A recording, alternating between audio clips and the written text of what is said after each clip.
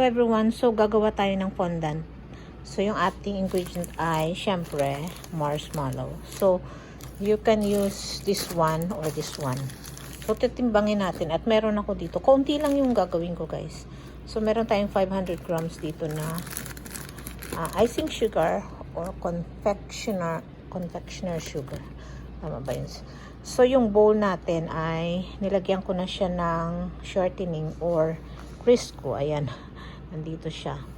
So then titimbang tayo ng 230. Ayan, so kalahati lang yung gagawin ko, pero kung gusto niyo gumawa ng madamihan, so itong gagamitin ko muna. Actually magkaiba sila ng texture, pero ito muna yung gagamitin natin. So hindi ko siya magawa ng both na dalawa kasi kulang yung icing sugar ko. Ito lang yung icing sugar ko na available. So, let's start now guys.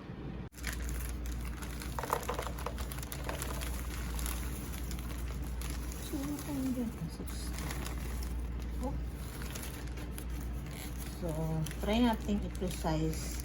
Tsaka na lang tayo gagawa ng sobra. So, lalagyan natin ng water na 1/8 cups. Or ayan. So lalagay lang natin siya. Ayan. So then ilalagay natin sa microwave ng 1 minute. 1 minute and 1 minute and 20 seconds. Ayan. So ilalagay ko na kayo sa microwave. So then iset natin ng 120. And 1 minute and 20 seconds. I'll see you in 1 minute and 20 seconds. So, ito na guys, after 1. So, i-ano lang natin. Ayan.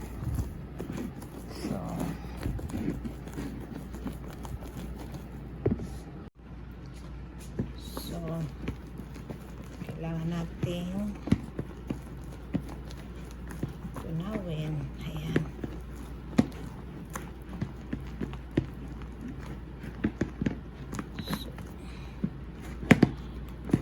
So this is 1 minute and 20 seconds.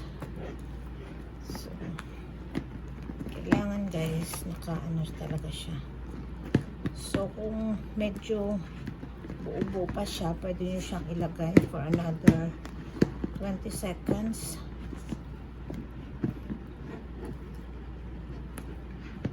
So siguro sa akin ilalagay ko siya ng another 20 seconds. Okay, so ito na guys, lumabas na yung ating another 20 seconds lang ang nilagay ko guys, ha. Huwag nyo siyang sobrang, kung hindi titigas na siya. Ayan.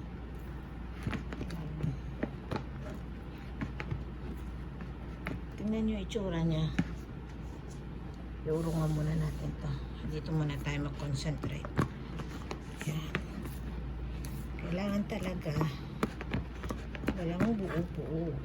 Ayan. So kung may buo-buo, tunawin. So ayan. Kasi ang inaantay na to ng mga aking mga kaibigan sa Facebook. I think they've been asking this for a long time. So ngayon ko lang talaga, I'm really sorry. Ngayon ko lang talaga nagawa ng video. So ayan na. So now ilalagay ko na siya dito guys.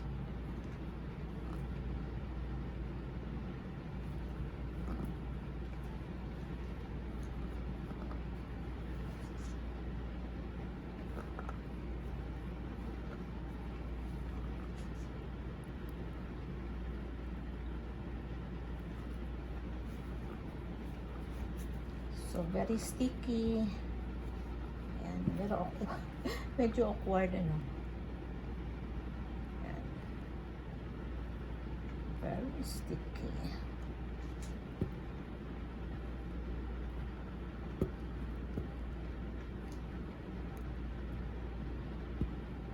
or if it's not. Ayan. So, busin na natin ito, no?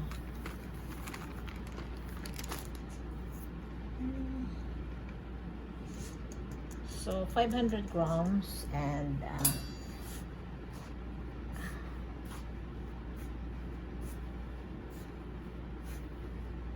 yes. Here we go.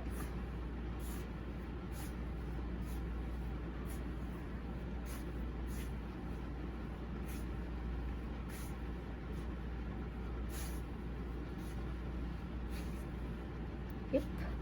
Dumidikit na siya sa kamay. So, make sure your hand is clean.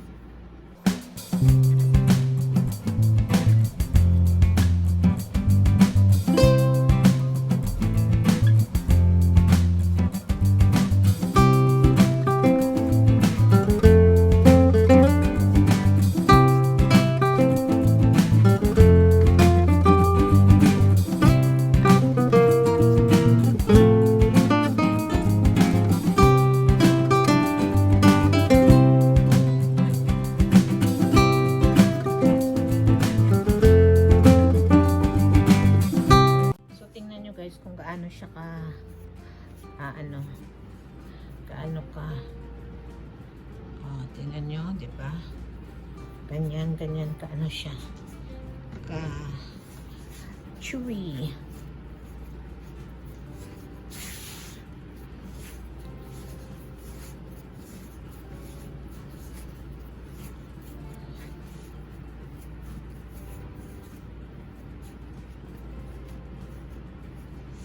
So look at that. Yahoo. See?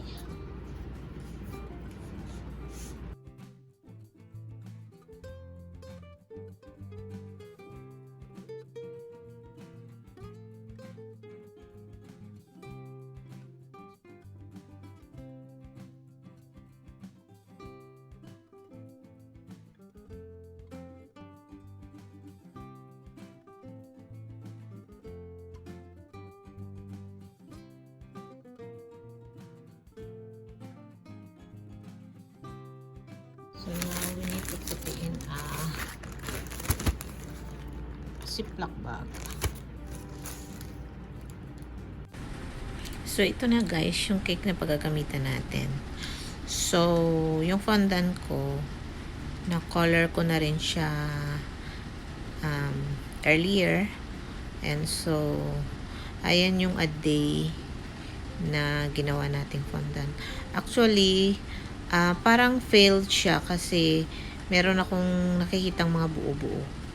But it's okay kasi na-manage ko naman siyang kunin pa isa-isa. Ayan. So, siguro dahil may mga buo-buong mga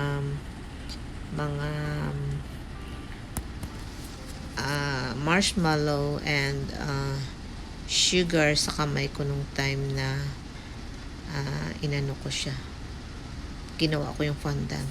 Pero anyway, makikita nyo dyan guys na ginagamitan ko siya ng pin para matanggal yung mga buo-buo.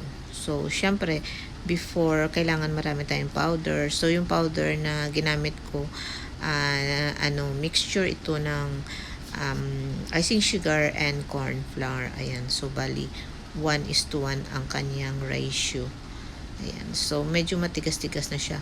Medyo imasa lang natin siya ng quite a while. Siguro mga 10 minutes. Ayan, so kailangan matibay ang inyong ang inyong kamay. Dapat wala kayong mga carpal tunnel. Ayan, so ayan, masa pa tayo hanggang sa lumambot siya ng konti. Ang palagay, ang texture na gusto natin ay kailangan malambot siya. Hindi siya yung pag binanat mo siya ay kailangan stretchable siya. Yun, nagsa-stretch siya dapat. Kasi pag kinover natin, dapat na nahihila natin siya ng konti. So, yan, gamitan din natin siya ng rolling pin para makita natin kung talagang may mga buo-buo. So, sa akin, may kaunti ako mga buo-buo na nakita. So, ayan, ginagamitan ko siya ng pin para tanggalin before ko siya i-cover. Kasi kung hindi mo tatanggalin yung buo-buo, mapupunit siya while na kino-cover mo siya dun sa cake mo. So, yun. So, sa akin, ginanyan ko muna siya and then another masa ulit hanggang sa mawala na. So, actually, gagawa ulit ako ng another one, guys, na talagang perfect na perfect kasi ang tagal ko nang hindi nakagawa ng fondant for a long time. I always use ready-made na kasi ayoko na nga ma-hassle. Gusto kong instant na. So, pero actually, nagamit ko pa rin naman siya. Kaya okay lang.